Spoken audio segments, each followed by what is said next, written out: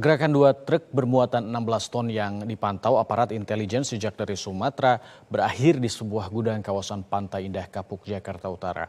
Kecurigaan muncul setelah muatan tersebut tidak diarahkan menuju yang selama ini dikenal sebagai salah satu pusat pengolahan dan pemurnian di Indonesia.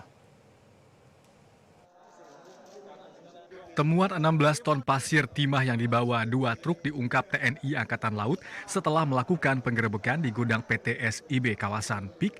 Dari lokasi tersebut petugas menemukan dugaan persoalan terkait dokumen pengangkutan pasir timah.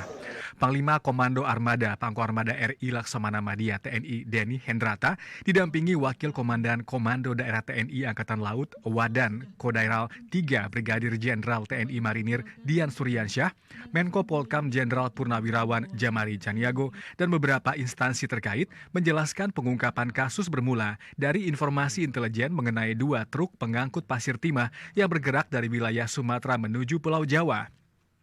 Pemantauan dilakukan secara berlapis melalui koordinasi Badan Intelijen Strategis BAIS TNI dan jajaran Pangkalan TNI AL Lanal di sejumlah wilayah lintasan.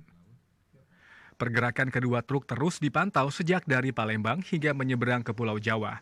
Kecurigaan petugas mulai muncul saat truk tidak bergerak menuju Bangka. Pemantauan berlanjut saat kendaraan memasuki wilayah Banten. Petugas sempat menduga truk akan menuju kawasan industri peleburan timah di Cilegon. Namun, kendaraan justru terus melaju menuju Jakarta, yang artinya kedua truk yang mengangkut 16 ton pasir timah ini tidak berada di daerah operasi pengolahan ataupun pemurnian pasir timah.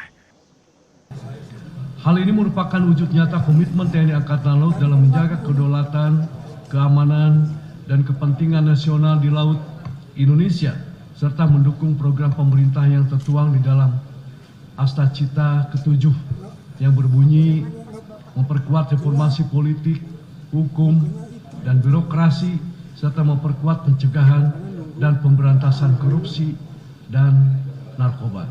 Sesuatu yang membanggakan kita semua.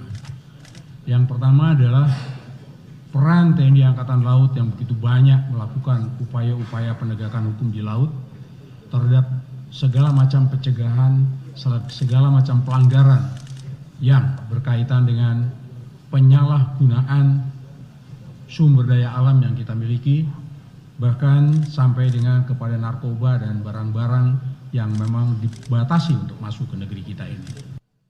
Atas temuan itu, TNI AL menyerahkan penanganan kasus kepada penyidik Pegawai Negeri Sipil PPNS, Kementerian Energi dan Sumber Daya Mineral ESDM untuk proses penyelidikan lebih lanjut.